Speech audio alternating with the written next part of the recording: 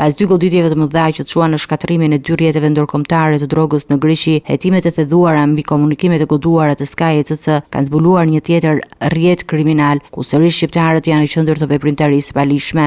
Policia greke arrestoi 4 persona dhe shpallei në kërkim 2 të tjerë, të dyshuar si pjesë e 2 grupeve që vepronin gjatë viteve 2020-2021 në Greqi dhe më gjerë.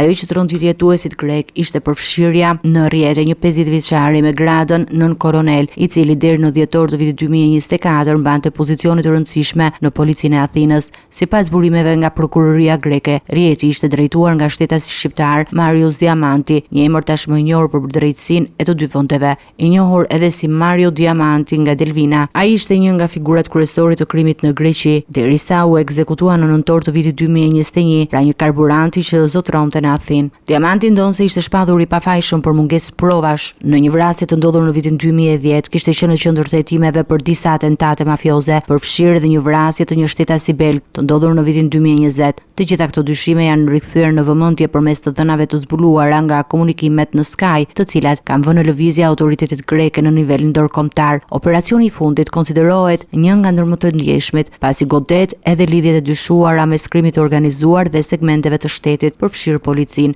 Hetimet vijojnë në bashkëpunim me partnerët evropian dhe pritet zhvillime të tjera në ditët në vijim.